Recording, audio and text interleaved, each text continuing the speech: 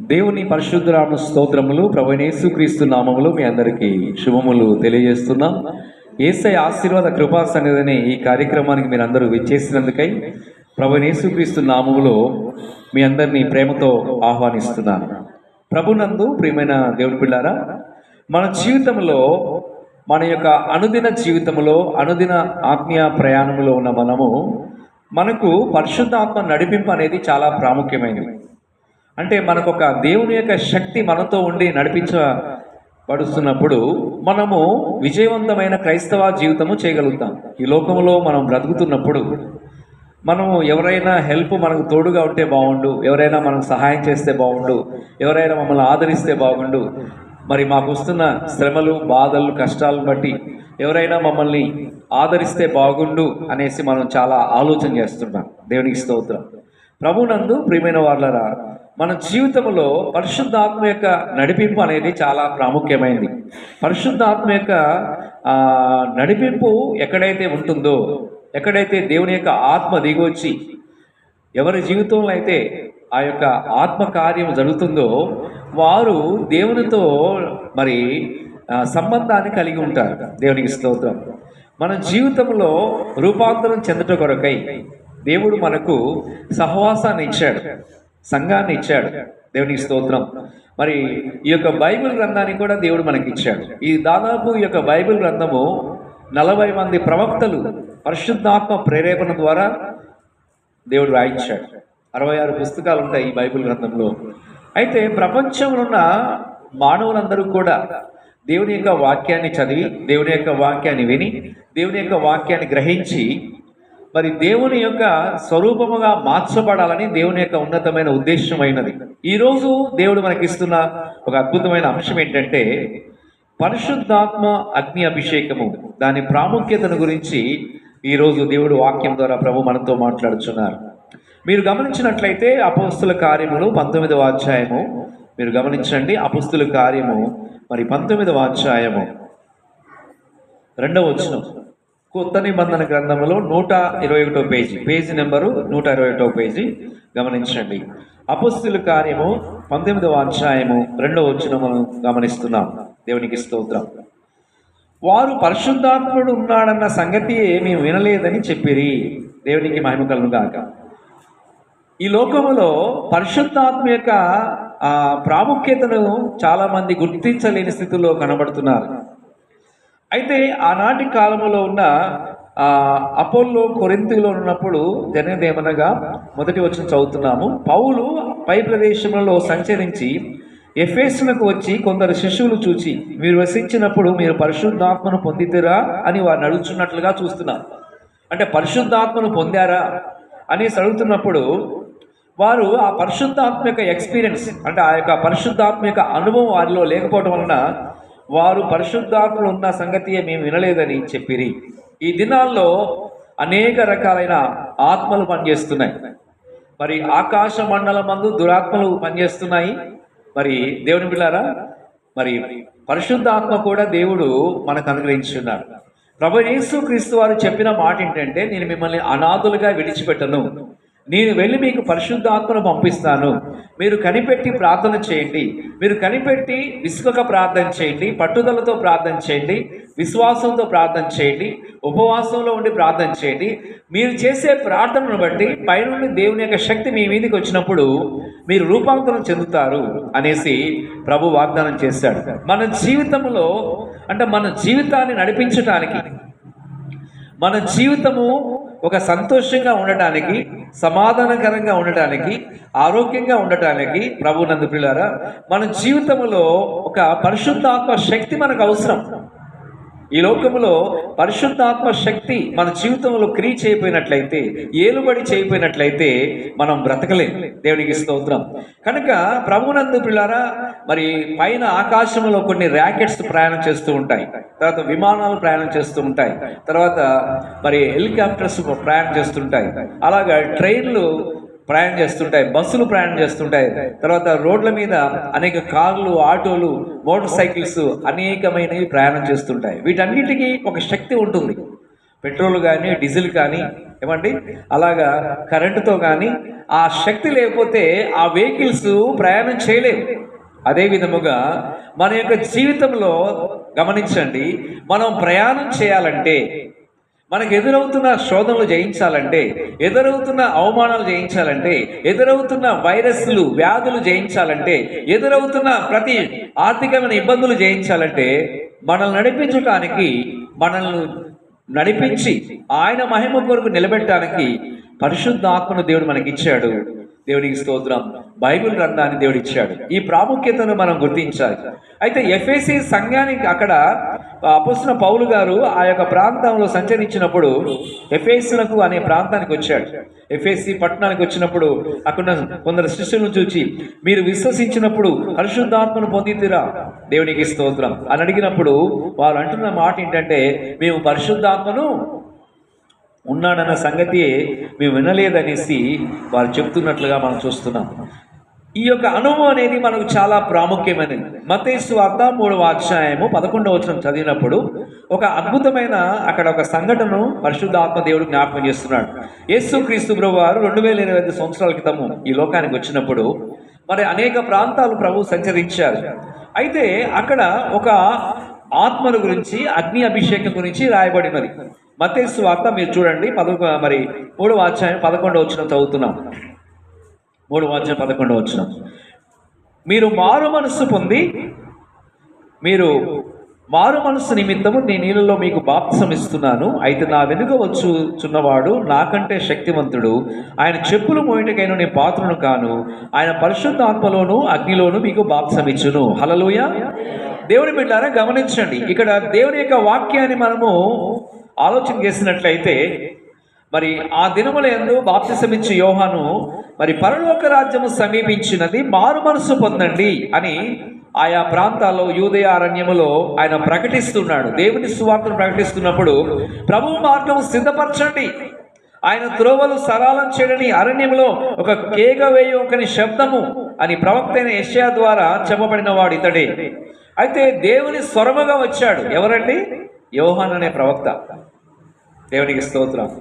పరలోక రాజ్యము సమీపించినది, మారు మనసు పొందమని అక్కడ దేవుని యొక్క ఆత్మ ద్వారా మాట్లాడుచున్నప్పుడు అక్కడ ఆయన యొక్క జీవిత విధానం కూడా బైబిల్ గ్రంథంలో రాయబడి ఉంది. మత్తయి సువార్త 3వ అధ్యాయము గమనించినప్పుడు 4వ వచనంలో, ఈ యోహాను ఒంటె రోముల వస్త్రమును మొల చుట్టూ తోలుదంటియు ధరించుకునేవాడు, మిడతలను అనివి తేనెయు అతనికి ఆహారం. దేవునికి స్తోత్రం. అంటే తేనె తీసుకొని బ్రతుకుతూ ఉన్నాడు. దేవునికి మహిమ కలుగుగాక. అరణ్య ప్రాంతంలో జీవిస్తున్నాడు.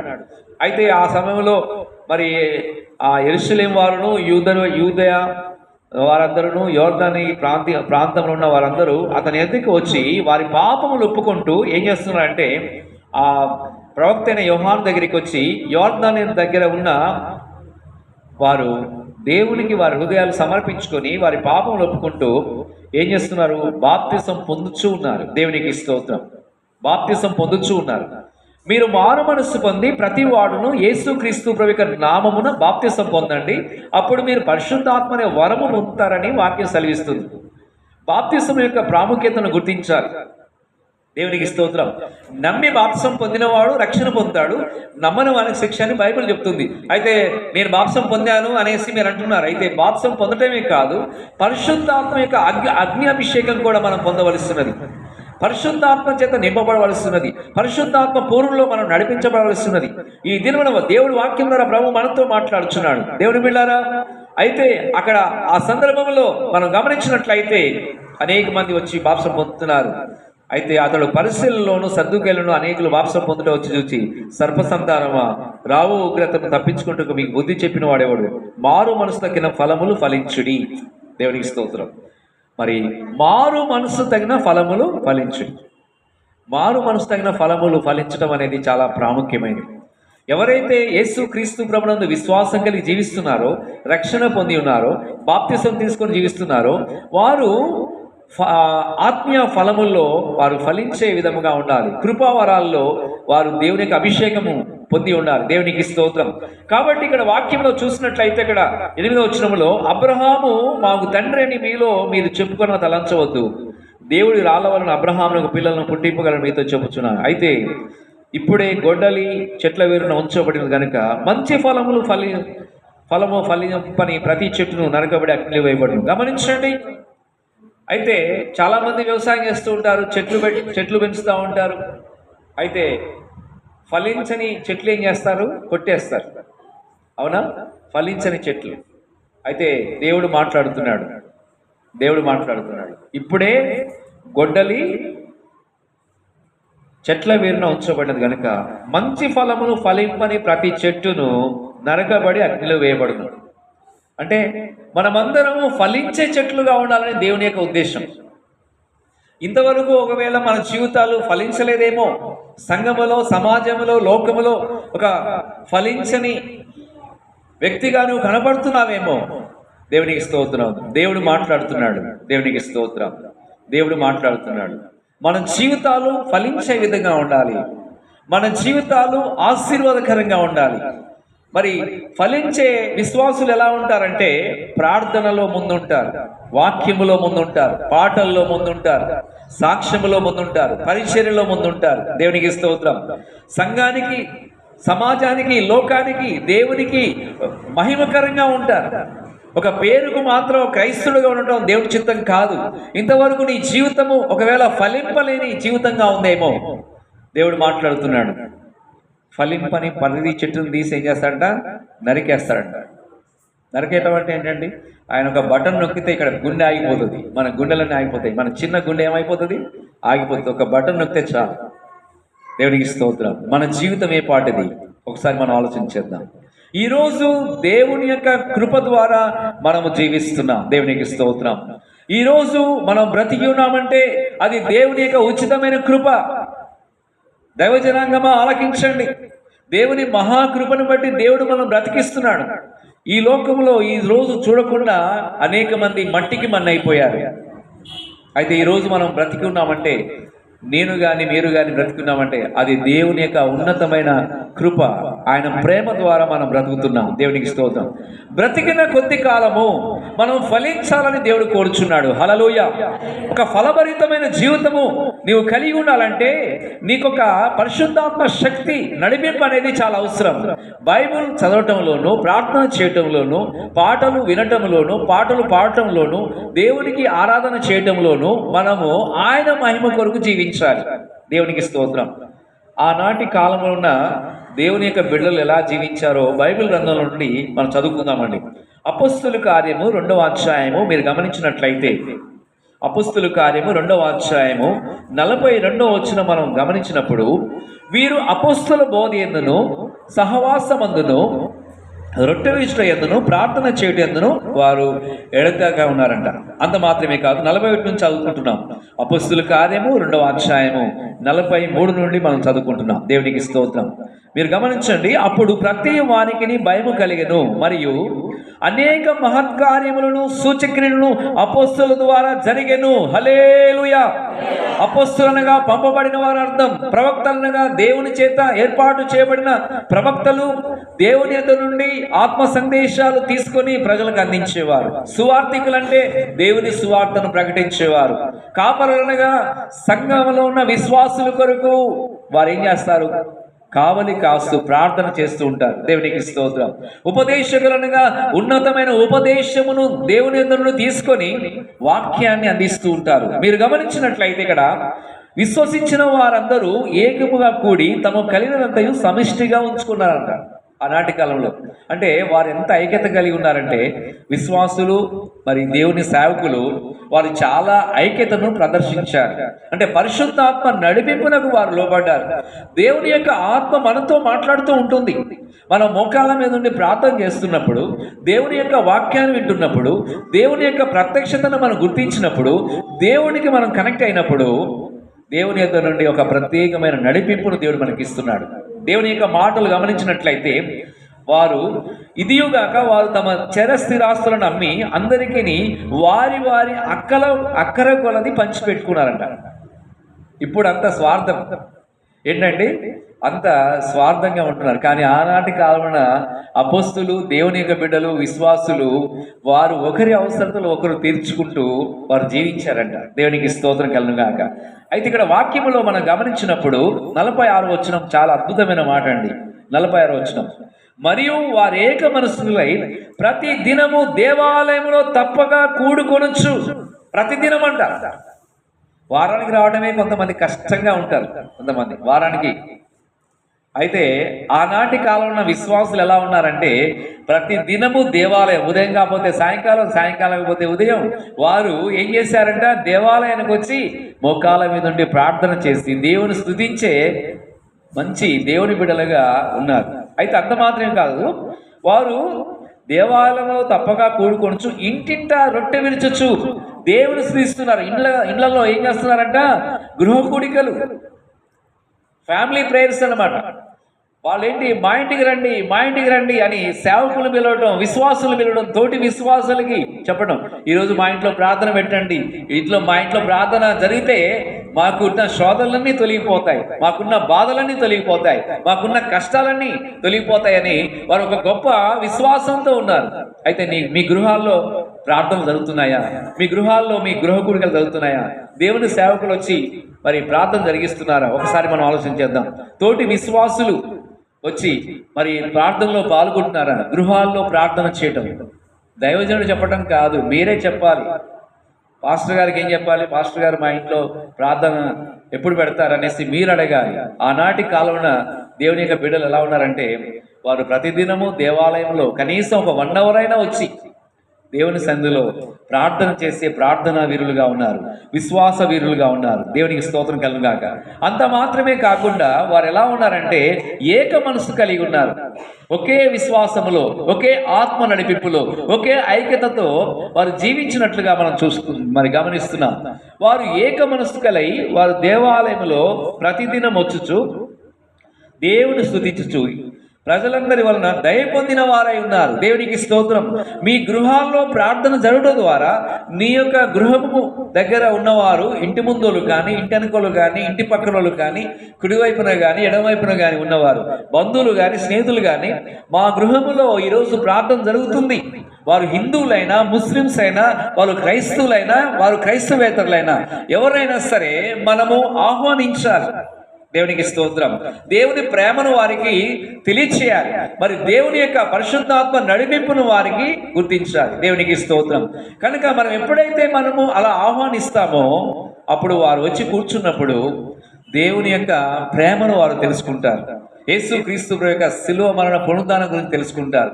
ప్రభు ఇచ్చే రక్షణలోనికి నడిపించబడతారు. ప్రభువు యొక్క మార్గంలోనికి అనేక మంది రాగలుగుతారు. దేవుని బిడ్డారా, కాబట్టి మనము ఆది సంఘంలో ఉన్న దేవుని యొక్క బిడ్డలు ఎలా జీవించారో అలా జీవించడానికి మనము మన జీవితాలు దేవునికి అప్పగించుకుందాం. ఇక్కడ 47వ వచనం చూసినట్లయితే వారు ఆనందముతోను నిష్కపటమైన హృదయముతోను ఎలా ఉన్నారంట? నిష్కపటమైన హృదయం, నిష్కలంకమైన హృదయం. దేవునికి స్తోత్రం, హల్లెలూయా. వారు ఆనందముతో, దేవుని యొక్క పరిపూర్ణమైన ఆనందము నీ కుటుంబంలో ఉండాలంటే, నీ గృహంలో ఉండాలంటే, నీ ఫ్యామిలీ మెంబర్స్ లో ఉండాలంటే, దేవుని యొక్క పరిశుద్ధాత్మ నడిపింపు నీ జీవితంలో ఉండాలి. ఈరోజు దేవుడు మాట్లాడుతున్నాడు. దైవజనాంగమా ఆలకించండి. వారు ఎలా ఉన్నారంటే అపొస్తలుల బోధ యందును, రొట్టె విరుచుట యందును, ప్రార్థన చేయుట యందును, సహవాసములో ఎడతెక్క ఉన్నారు. వారు దేవాలయానికి వచ్చి దేవుని స్తుతిస్తున్నారు. ఇంటింటా కూడా గృహ కూడికలు పెట్టుకుంటున్నారు. వారు ఎంతో అనేక మందికి ఆనందాన్ని, ప్రభు ఇచ్చే ఆనందాన్ని వారు పొందినట్లుగా మనం చూస్తున్నాం. ఆనందముతోనూ నిష్కపటమైన హృదయము. ఈ నిష్కపటమైన హృదయం ఎప్పుడు వస్తుందండి? ప్రతి దినము మనం పరిశుద్ధ ప్రభు యొక్క పరిశుద్ధ రక్తంతో కడగబడినప్పుడు, దేవునితో మనము సహవాసం కలిగినప్పుడు, మన జీవితంలో ఏదైనా దేవునికి వ్యతిరేకమైన ఆలోచనలు కానీ, దేవునికి వ్యతిరేకమైన తలంపులు కానీ, దేవునికి వ్యతిరేకమైన ప్రవర్తన ఉన్నట్లయితే వాటిని విడిచిపెట్టి దేవుని యొక్క వెలుగు మార్గములో, జీవ మార్గములో, పరిశుద్ధ మార్గములో, మరి ఆశీర్వాదకరమైన ఈ ఆత్మీయ మార్గములో మనం జీవించినప్పుడు దేవుని బిడ్డారా ఆనందము కలిగి జీవిస్తాం. దేవుని యొక్క వాక్యం ఈ విధంగా సెలవిస్తుంది. ఎల్లప్పుడూ ప్రభువునందు ఆనందించుడి. మరలా చెప్పుదును, ఆనందించుడి. దేవునికి స్తోత్రం. నిష్కపటమైన హృదయముతోనూ ఆహారం పుచ్చుకొనొచ్చు. వారికి ఉన్న దాంట్లో ఇతరులకు ఆహారం పెట్టే విషయంలో ముందున్నారంట. ఆతిథ్యం ఇచ్చే వారిగా ఉండాలి. మరి ప్రపంచ దేశాల్లో ఇజ్రాయెల్ దేశం అనేది చాలా ప్రాముఖ్యమైనది. ఇజ్రాయెల్ దేశానికి ఉన్న ప్రాముఖ్యత ఎందుకంటే ప్రభు యేసు క్రీస్తు వారు 2025 సంవత్సరాల క్రితము ప్రభు ఇజ్రాయెల్ దేశంలో బెత్లెహేమ్ అనే ప్రాంతములో ప్రభు ఆయన లోకరక్షకుడిగా పుట్టి ఉన్నారు. దేవునికి స్తోత్రం. అయితే అక్కడ ఇజ్రాయెల్ దేశంలో ఒక బేతని అనే ఒక గ్రామం ఉందండి. ఆ గ్రామంలో అనేక మంది నివసిస్తున్నారు. కానీ మరి అక్కడ మార్తా మరియా లాజరు అనే ఒక మరి కుటుంబం, ఈ మార్తా మరియా లాజరు వారి అక్క చెల్లెళ్ళు తమ్ముడు అనమాట. దేవునికి స్తోత్రం. అయితే యేసు క్రీస్తు ప్రభు వారు ఆయన అనేక ప్రాంతాలకు వెళ్ళి పరిచర్య చేసేవారు, దేవుని సువార్తను ప్రకటించేవారు. అనేక అరణ్య ప్రాంతాల్లో, సముద్ర ప్రాంతాల్లో, నదీ ప్రాంతాల్లో, సమాజ మందిరాల్లో, దేవునికి స్తోత్రం, అనేక ప్రాంతాల్లో ప్రభువు ఆయన ప్రయాణం చేస్తూ వెళ్ళేవారు. అయితే ఆ యొక్క ఇజ్రాయెల్ దేశంలో ఈ యొక్క బేతని అనే గ్రామానికి వచ్చినప్పుడల్లా ఒక ఇంటికి వెళ్ళేవారు ప్రభువారు. వారే పేతురు ఆ యొక్క లాజరు, మార్తా, మరియా ఆ యొక్క ఫ్యామిలీని దర్శించినప్పుడు వారు మంచి ఆతిథ్యం ఇచ్చేవారు. దేవునికి స్తోత్రం కలుగాక. అయితే వారి యొక్క పరిస్థితిని కూడా ప్రభు గుర్తించి ప్రభు ఈ విధంగా మాట్లాడుతూ ఉండేవారు. అయితే మార్తమ్మ అనేకమైన పనుల గురించి విచారము కలిగి తొందరపడుతూ ఉన్నప్పుడు ప్రభు ఆమె యొక్క హృదయంలో ఉన్న ఆలోచన గుర్తించి ప్రభు మాట్లాడుతున్నాడు. మార్తా మార్తా, నీవు అనేకమైన పనుల గురించి విచారము కలిగి తొందరపడుచున్నావు, కానీ అవసరమైనది ఒక్కటే, మరియా ఉత్తమమైన దాన్ని ఏర్పరచుకున్నది. దేవునికి స్తోత్రం. దేవుని బిడ్డారా, అన్నిటికంటే ప్రాముఖ్యముగా మనము ఆలోచించాల్సింది ఏంటంటే ఫస్ట్ ప్రయారిటీ, అంటే మొట్టమొదటి స్థానం మన హృదయాల్లో, ఈ చిన్న హృదయంలో ప్రభుకి స్థానం ఇవ్వాలి. ఫస్ట్ దేవునికి ప్రాముఖ్యత ఇవ్వాలి. ఈ దినాల్లో చాలా మంది మరి ఈ లోకంలో ఉన్న స్నేహితులకు ప్రాముఖ్యత ఇస్తున్నారు, ఈ లోకంలో మరి ఫ్యామిలీ మెంబర్స్కి ప్రాముఖ్యత ఇస్తున్నారు, ఈ లోకంలో మరి బంధువులకు ప్రాముఖ్యత ఇస్తూ ఉంటారు. కొంతమంది బాగా ప్రేమించి వాళ్ళ కోసం టైం ఇచ్చి ప్రాముఖ్యత ఇస్తూ ఉంటారు. అన్నిటికంటే మొట్టమొదటిగా మనము ఇవ్వాల్సిన సమయము కానీ, దేవునితో మాట్లాడే విషయంలో కానీ, ప్రార్థించే విషయంలో కానీ ఫస్ట్ ప్రయారిటీ, మొదటి స్థానము మన హృదయంలో దేవునికి కానీ ఈ ఇద్దరు అక్క చెల్లెల్లో ఒక వ్యత్యాసం కనబడుతుంది. ఈ మార్త రెండవ స్థానం దేవునికి ఇచ్చింది, కానీ మరియమ్మ మొదటి స్థానం దేవునికి ఇచ్చింది.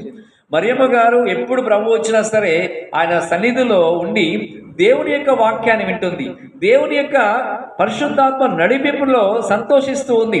కానీ ఈ యొక్క మార్తమ్మ అయితే ఏమి తిందామా, ఏమి తాగుదామా, ఈ సమస్య ఎట్లుంది, ఆ సమస్య ఎట్లుంది అనేసి అనేక రకాలైన ఆలోచనలతో నిండి ఉన్నందువలన ఆమె జీవితంలో తొందరపాటు కలిగి ఉన్నట్లుగా చూస్తున్నాం.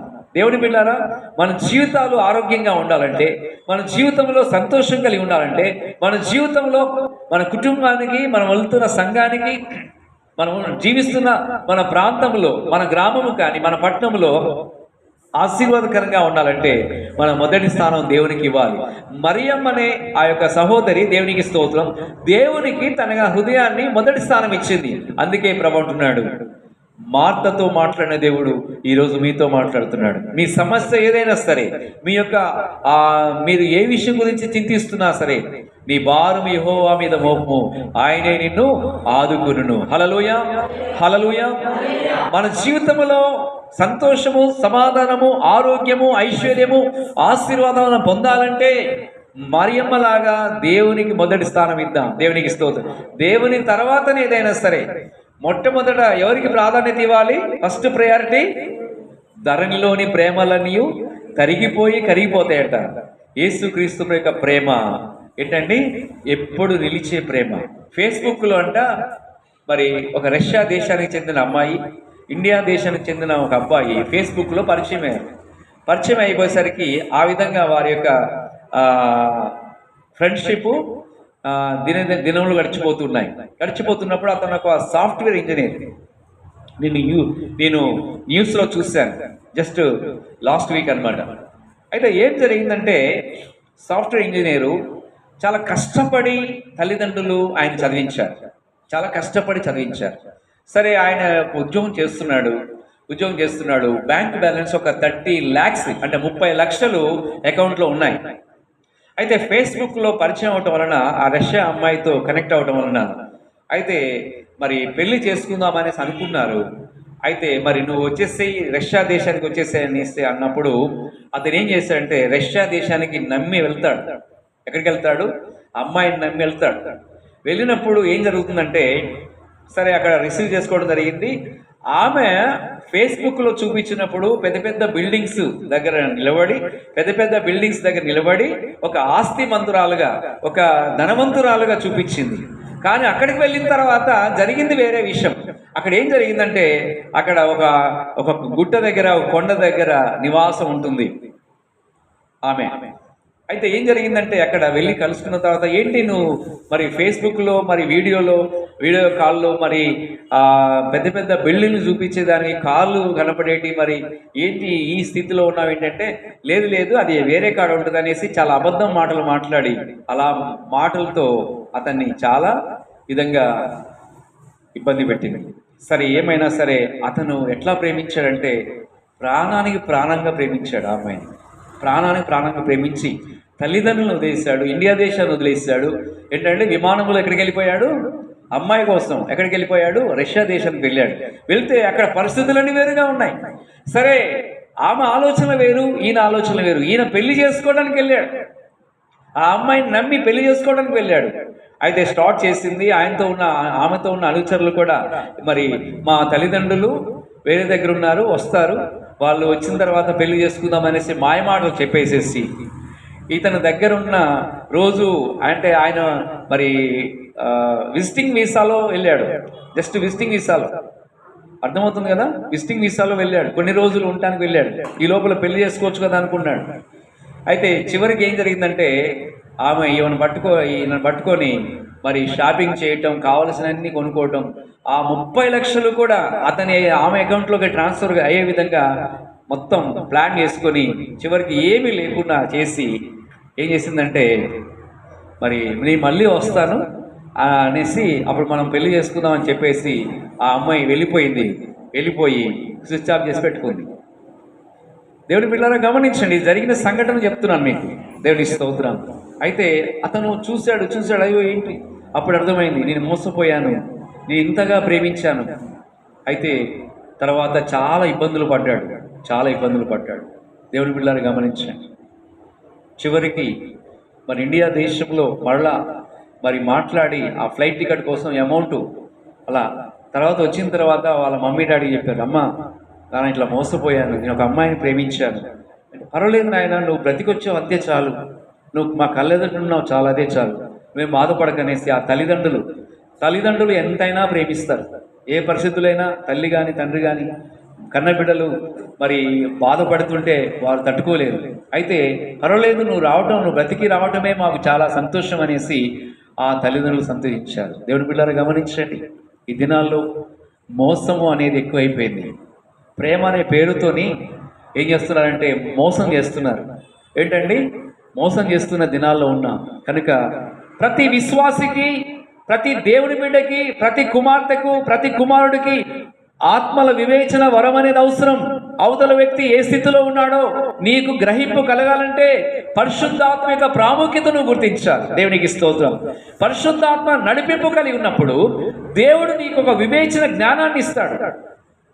ఆ వ్యక్తి ఇలా ఉన్నారు, ఈ వ్యక్తి ఇలా ఉన్నారు, ఇతను ఇలా ఉన్నాడు, లేకపోతే ఆమె ఇలా ఉందనేసి పరిశుద్ధాత్మ దేవుడు నీకు గైడ్లైన్స్ ఇస్తాడు. ఈ దినాల్లో చాలా మంది మోసం చేస్తున్నారు. అయితే అతను వెళ్ళి పోలీస్ కంప్లైంట్ ఇస్తే ఆమె మీద చాలా కేసులు ఉన్నాయంట. అప్పటికే ఒక 3 చేసుకుందంట. అర్థమైందా?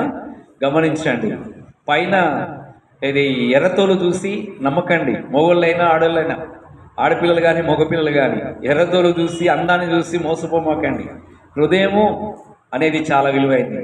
అందం మోసకరమైనది, సౌందర్యం వ్యర్థమని బైబిల్ చెప్తుంది. ఆత్మీయ సౌందర్యం కలిగిన వారు ఎలా ఉంటారంటే ఫ్యామిలీ ప్రేయర్ చేసుకుంటారు కుటుంబంలో. దేవునికి స్తోత్రం. ఆత్మీయ సౌందర్యాన్ని కలిగిన దేవుని బిడ్డలు వారు కుటుంబం అంతా కలిసి ప్రభువును స్తుతిస్తారు. హల్లెలూయా. అంత మాత్రమే కాదు, దేవుని సంఘములో, దేవుని పరిచర్యలో, దేవుని యొక్క పరిశుద్ధాత్మ నడిపింపులో వారు దేవునికి మహిమకరంగా జీవిస్తారు. ఈ దినాల్లో అనేకమైన పరిస్థితులు మనం చూస్తున్నాం, అనేకమైన వార్తలు మనం వింటున్నాం.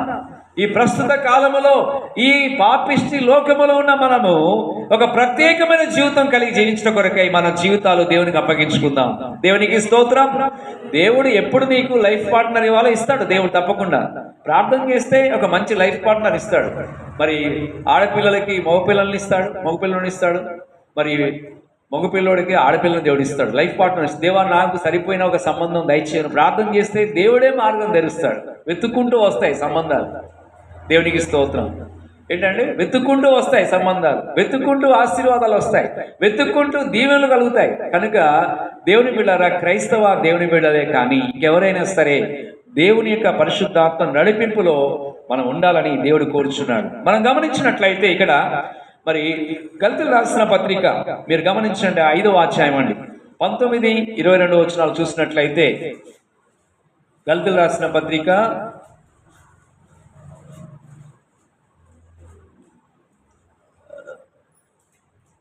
5వ అధ్యాయము 19, 22 వచనాలు చదువుతున్నానండి, గమనించండి. శరీర కార్యములు స్పష్టమై ఉన్నవి, అవివనగా జారత్వము, అపవిత్రత, కాముకత్వము, విగ్రహారాధన, అభిచారము, ద్వేషములు, కలహము, మత్సరములు, కోడదములు, కక్షలు, భేదములు, విమతములు, అసూయలు, మత్తతులు, అల్లరెత్తుకున్న ఆటపాటలు మొదలైనవి. వీటిని గురించి నేను మునుపు చెప్పిన ప్రకారం ఇట్టి వాటిని చేయవారు దేవుని రాజ్యం స్వతంత్రించుకున్నాను మీతో స్పష్టముగా చెప్పుచున్నాను. దైవ జనాంగమా, దేవుని బిడ్డలారా ఆలకించండి. ఇక్కడ శరీర కార్యము గురించి దేవుని యొక్క వాక్యం ద్వారా దేవుడు మనతో మాట్లాడుచున్నాడు. మనము 16, 17 వచనాలు చదివినప్పుడు నేను చెప్పున్నదేమనగా ఆత్మానుసారముగా నడుచుకొనుడి, అప్పుడు మీరు శరీరేచ్ఛ నెరవేర్చను. శరీరము ఆత్మకును, ఆత్మ శరీరమునకు విరోధముగా అపేక్షించున్నవి, ఇవి ఒకదానికొకటి వ్యతిరేకముగా ఉన్నవి. మీరేమి నిశ్చయింతురో వాటిని చేయకుందురు. మీరు ఆత్మ చేత నడిపించబడిన ధర్మశాస్త్రం లోనైన వారు కారు. చాలా కుటుంబాలు డిస్టర్బ్ అయిపోతున్నాయి ఈ దినాల్లో. మీరు కూడా చాలా వార్తలు వింటున్నారు. కారణం ఏంటో తెలుసా అండి? పరిశుద్ధాత్మ నడిపింపు లేకపోవటమే. పరిశుద్ధాత్మ నడిపింపు లేకపోవటమే. అందుకే ఈరోజు దేవుడు మాట్లాడుతున్నాడు. పరిశుద్ధాత్మ అగ్ని అనేది మనకు తాకినప్పుడు మనం రూపాంతరం చెందుతున్నాం. దేవునికి స్తోత్రం. మన యొక్క ఫ్రెండ్షిప్, మన ఫెలోషిప్ ప్రభువైన యేసుక్రీస్తు వారితో ఉండాలి, భక్తులతో సాహసం చేయాలి, పరిశుద్ధాత్మ నడిపింపులో మనం జీవించాలి. దేవుని యొక్క వాక్యంలో మనం గమనించినప్పుడు ఇక్కడ దేవుని బిడ్డలారా, శరీర కార్యములు స్పష్టమై ఉన్నవి, అవివనగా జారత్వము, అపవిత్రత, కాముకత్వము, విగ్రహారాధన, అభిచారము, ద్వేషములు, కలహములు, మత్సరములు, క్రోధములు, కక్షలు, భేదములు, విమతములు, అసూయలు, మత్తతులు, అల్లరితో కూడిన ఆటపాటలు అంటే ఏంటండి? సినిమాలు, జబర్దస్త్ ప్రోగ్రాంలు, ఇంకేంటి చాలామంది టైంపాస్కి ఏదో వాళ్ళంతా ఏదో కామెడీ చేయడానికి ఎన్నో ప్రయత్నాలు చేస్తూ ఉంటారు. ఇక ఈ జబర్దస్తి ప్రోగ్రామ్స్కి అలవాటైన వాళ్ళు, సినిమాలకు అలవాటైన వాళ్ళు, సీరియళ్ళకి అలవాటైన వాళ్ళు ప్రార్థన చేయలేరు. పరిశుద్ధాత్మ అభిషేకం వాళ్ళ మీదకి దిగదు, కృపావరాలు పొందుకోలేరు. వాళ్ళు ఏ విధంగా యాక్ట్ చేస్తున్నారో, వాళ్ళు ఏ విధంగా వారి యొక్క కథ ఉందో అదే సైతాన్ గాడు ఏం చేస్తున్నాడు? వాళ్ళని దేవునికి దూరం చేస్తున్నాడు.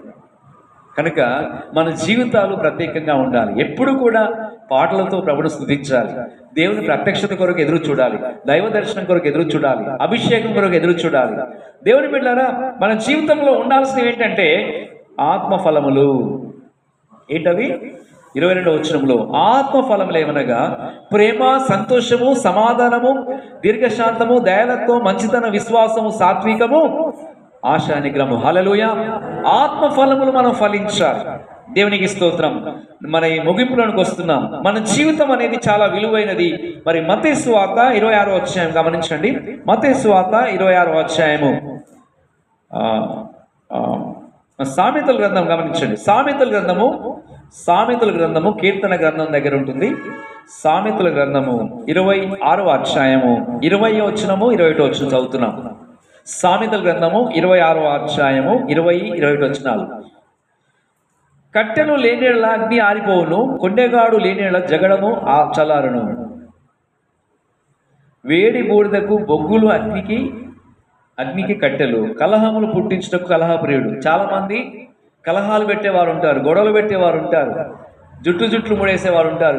ఈ ఇంటి సంగతి ఆ ఇంటికి చెప్పి, ఆ ఇంటికి సంగతి ఈ ఇంటికి చెప్పి ఏం చేస్తారు? వాళ్ళ పనే అది.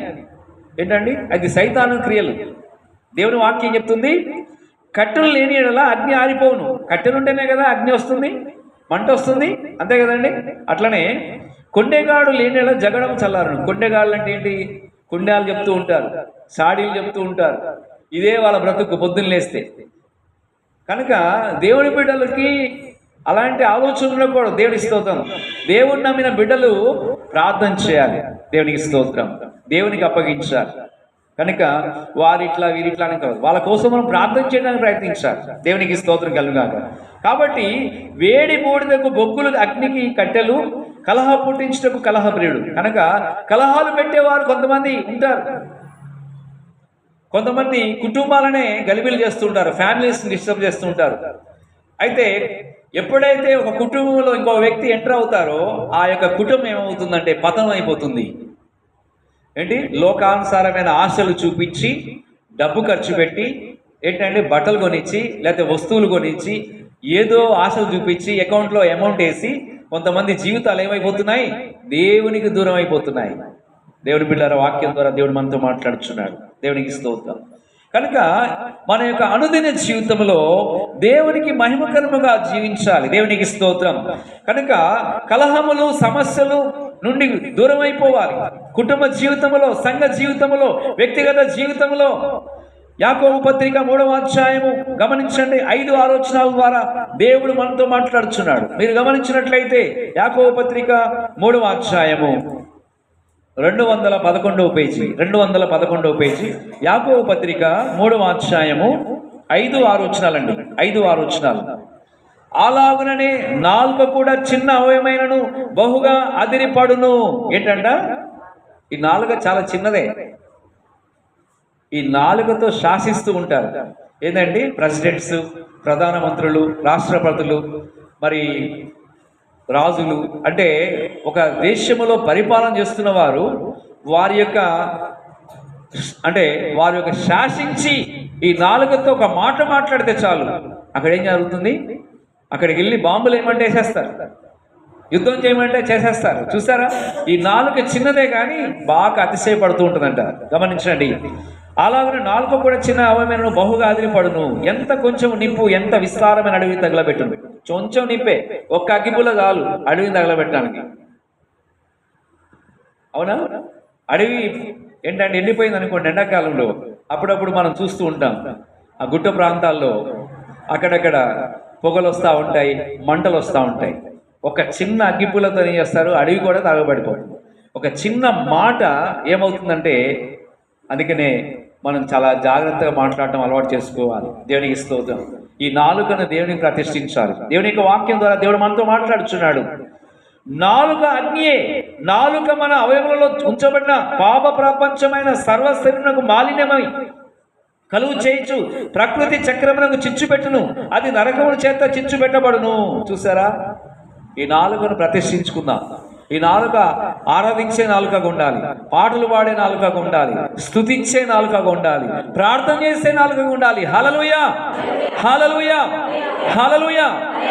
చివరిగా ఇంకొక వాక్యం చెప్పి ముగించేస్తాను. అపొస్తలుల కార్యము మీరు చూడండి దయచేసి.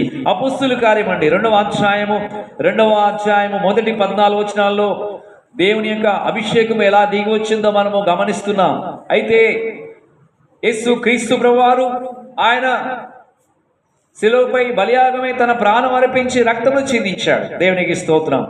అయితే మరణాన్ని జయించిన ప్రభు, లోకాన్ని జయించిన యేసయ్య, పాపమును జయించిన యేసు ప్రభు, ప్రకృతిని జయించిన ప్రభు, వ్యాధిని, అపవాదిని, మరణమును, పాతాలను జయించిన జయుడైన యేసు క్రీస్తు ప్రభువు చెప్తున్న మాట ఏంటంటే, నేను జయించి నా తండ్రితో కూడా ఆయన సింహాసనం కూర్చున్న ప్రకారము జయించు వారిని నా సింహాసనం కూర్చునిచ్చదను. మనకు ఒక మహిమగల సింహాసనం అనేది ఒకటి ఉంది, ఒక సీయోను అనే పరిశుద్ధ స్థలం అనేది ఒకటి ఉంది, ఒక నూతన విషయం అనే ఒక పరిశుద్ధమైన పరలోక పట్టణం అనేది మనకుంది. అయితే దైవజనాంగం ఆలోచించండి. ప్రభు చెప్పిన మాట ఏంటంటే, తండ్రి యొక్క వాగ్దానం కొరకు కనిపెట్టండి. పరిశుద్ధాత్మ శక్తి మీ మీదకి వచ్చే వరకు, అభిషేకం మీ మీద దిగి వచ్చే వరకు కూడా కనిపెట్టి ప్రార్థన చేయమంటే వారు ఏం చేస్తారో తెలుసా? అనేక మంది స్త్రీలు, పురుషులు, ప్రభు యొక్క శిష్యులు, యేసు ప్రభు యొక్క తల్లి అయిన మరియమ్మ గారు కూడా వారు కనిపెట్టి ప్రార్థన చేసినట్లుగా మనం అపొస్తలుల గారి మొదటి అధ్యాయం 14వ వచనంలో గమనిస్తున్నాం. వారు ఎలా ప్రార్థన చేశారో తెలుసా అండి? విశ్వాసంతో ప్రార్థన చేశారు. ఏంటంటే నమ్మకంతో ప్రార్థన చేశారు. తర్వాత ఐక్యత కలిగి ప్రార్థన చేశారు.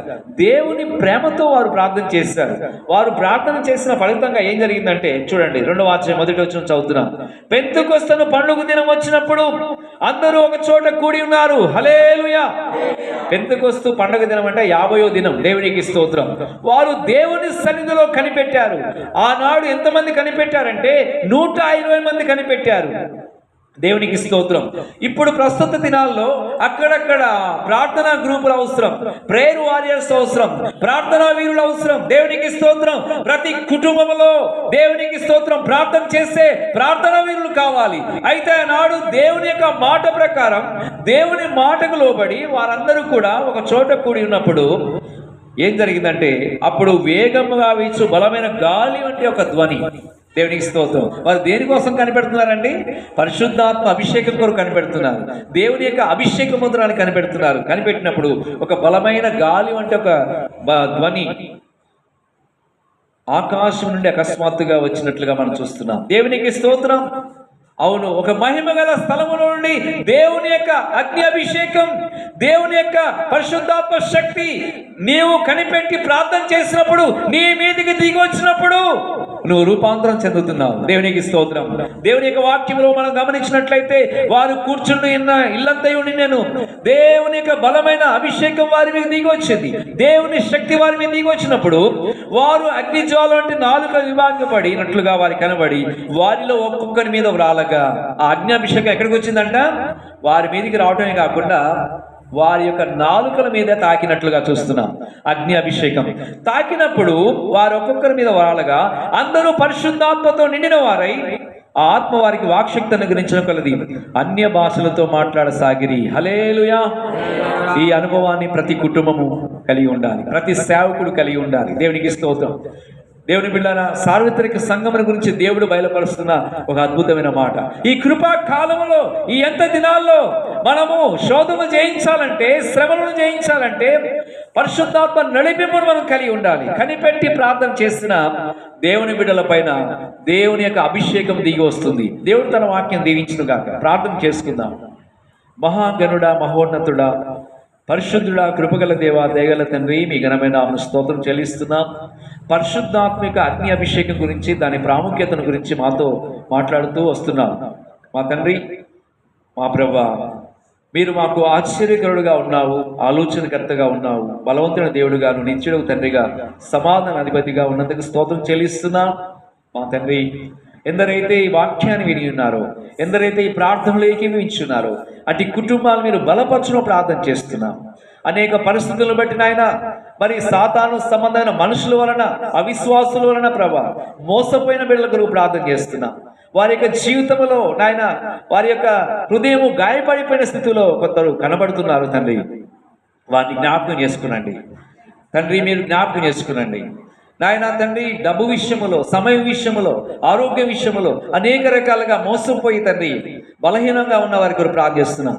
అట్టి కుమారులను, అట్టి కుమార్తెలను ప్రభా మీరు లేవనెత్తను ప్రార్థన చేస్తున్నాం తండ్రి. మీ యొక్క ప్రేమను తెలుసుకుంటూ సహాయం చేయండి.